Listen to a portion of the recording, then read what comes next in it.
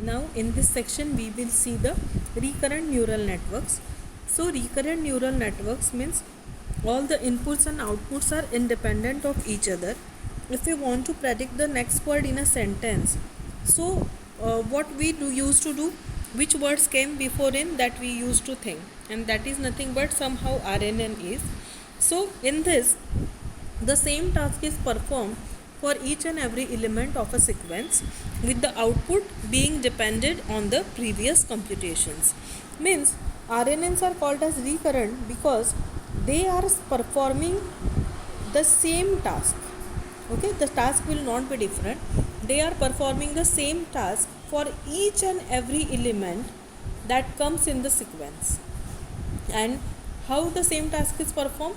So it performed with the output that is dependent on the previous computations.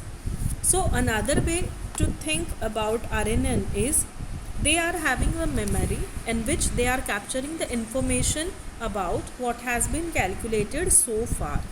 So that is nothing but RNN is. So RNN has the loops in them that allows the information to be carried across neurons while reading the input. There are total 3 layers: input, hidden and output, and all are connected with each other, and the information is carried in between the neurons when we are reading the input. Generally they are used in NLP, that is natural language processing, machine translation, language modeling, computer vision, video analysis and so on.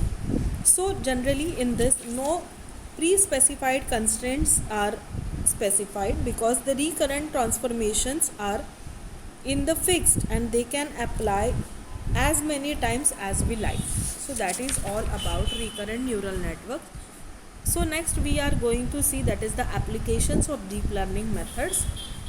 So there are various applications. So we will see that are the applications which are very widely used. So the first one is colorization of black and white images.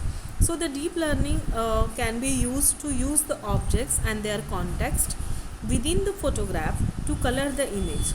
So what we are doing, we are coloring the image like human operator is doing it, and the approach involves the high use of convolution neural network, and we are able to add the colors to the image so that we are able to recreate the image. Then the next one is machine translations. So in this the text translation is performed without the pre-processing, and then it converts the words and the mapping is done to the new language. Then object classification and detection in photographs. So in this the particular object or particular space in the photograph is classified and detected. So it is achieved by the various uses of the convolution neural network, and by using that we are able to detect the part of the photograph. Then the automatic handwriting generation. This is a task where, given a corpus of handwriting examples, the new handwriting is generated for the given word or phrase. The handwriting is provided as a sequence of coordinates and that are used by a pen when the handwriting samples are created. From the corpus, the relationship between the pen movement and the letters are learned, and according to that, the new examples can be generated. That is automatic handwritten writing generation. Then automatic game playing. This is a task where the model learns how to play the computer based only on the pixels on the screen. This is a very difficult task in the domain of deep reinforcement models, and it is the breakthrough that the DeepMind is renowned for achieving. So in this the particular task is that the model learns how to play the computer based game by using the pixels on the screen. Then generative model chatbots.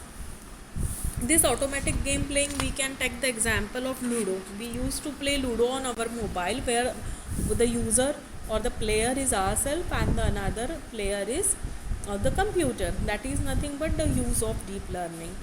Then the next comes, that is generative model chatbots. So the sequence to sequence based model is used to create the chatbot which learn to generate its own answers when trained on a lot of real life conversational data sets. So the chatbots are created so that by using the chatbot one can have the real life conversation. So by using the sequence, generative model chatbots are created by using deep learning. So these are the applications of deep learning methods. In our next section we will see the feature representation learning in detail. Thank you.